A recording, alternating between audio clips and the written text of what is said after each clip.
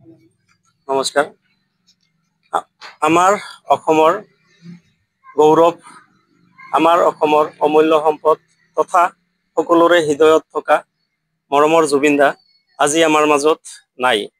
আজি আমাৰ সকলোৰে বুকুখন খালী কৰি থৈ গুচি গ'ল।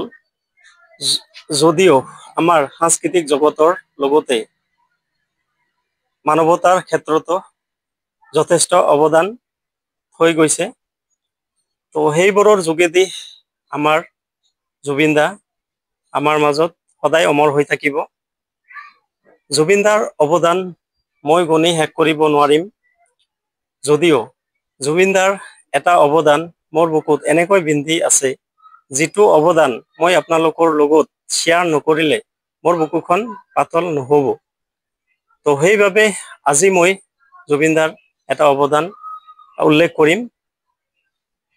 তো মই আছো আজি বৰপেটা ৰোড গোৱাগাছাত, আৰু এই গোৱাগাছাৰ এজন ল'ৰা 2015 চনত বাইক এক্সিডেণ্ট হৈছিল, আৰু বাইক এক্সিডেণ্ট হোৱাৰ ফলত গুৱাহাটী নিব লগা হৈছিল, আৰু GNRCত চিকিৎসাধীন হৈ আছিল। তো সেই সময়তে সেই ল'ৰাজনৰ পৰিয়ালবৰ্গৰ সকলো ল'ৰাজনক চিকিৎসা কৰাৰ কাৰণে সমৰ্থক নাছিল। তো ল'ৰাজনৰ পৰিয়ালবৰ্গই সকলো সা সম্পত্তি বিক্ৰী কৰি চিকিৎসা কৰিছিল। তথাপি সেই ল'ৰাজনৰ টকা চিকিৎসাৰ বাবদ নাটনি হৈছিল। তো সেই সময়ত আমাৰ মৰমৰ জুবিন দাক সেই ল'ৰাজনৰ মাতৃয়ে সেই হস্পিটেলখনত লগ পাইছিল। তো আমি সেই ল'ৰাজনৰ মাতৃগৰাকী মোৰ লগত উপস্থিত আছে। তো মই কিছু কথা জানিম তেওঁৰ পৰা জুবিন দাৰ বিষয়ে। তো ক'ত লগ পাইছিল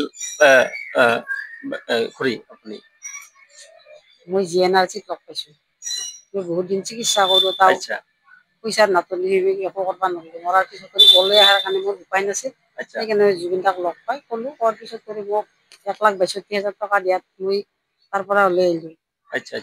জুবিন দাই আপোনাক 1,65,000 হেল্প কৰিছিল, সহায় কৰিছিল। তেতিয়া আপোনাৰ ল'ৰাজনৰ চিকিৎসা হৈছিল। কিন্তু তথাপিতো মই ল'ৰাজন বাচাব নোৱাৰিলোঁ। ভগৱান মোৰ নামত, সেই জুবিন দা মোৰ ভগৱান। আজিতো আমাৰ মৰমৰ জুবিন দা যিহেতু দুনিয়াত নাই, বা তেওঁ গুচি গ'ল আমাক এৰি কিনে, আপোনাৰ কেনেকুৱা লাগি আছে এতিয়া? মোৰ বুকুখন বহুত বেয়া লাগি আছে, আৰু বেয়া লাগি থাকিব, বহুত দিন থাকিব, শেষ নহ'ব। মই ল'ৰাজন ঢুকাতে যিখিনি দুখ পাইছো, জুবিন মৰাতে সেইখিনি দুখ পাইছো, কিন্তু মানুহৰ সিয়াফালে কান্দি ঘূৰি ফুৰা নাই। ঠিক আছে, সেইটোৱে মোৰ ক'ব লগা। মোৰ নাম প্ৰমীলা দাস, মোৰ ল'ৰাটোৰ নাম ৰাজীৱ দাস। তো এয়া চাওক,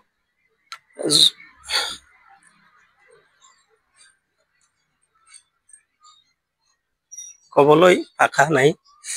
আৰু কথা হ'ল কি, জুবিন দাক তেওঁৰ ল'ৰা নিচিনা ভাল পাইছিল। ল'ৰা যিহেতু তেওঁৰ নাই, জুবিন দাকে ল'ৰা বুলি ভাবিছিল।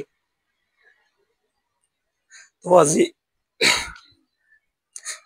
জুবিন দাও আমাৰ পৰা গুচি গ'ল। তো এইখিনি আছিল। তো জুবিন দা সদায় আমাৰ অন্তৰত অমৰ হৈ থাকিব, আৰু তেখেতৰ কৰ্ম আৰু আদৰ্শ এইখন অসমত সদায় জিলিকি থাকিব। জয় জুবিন দা, জয় জুবিন দা। উই মিছ ইউ জুবিন দা।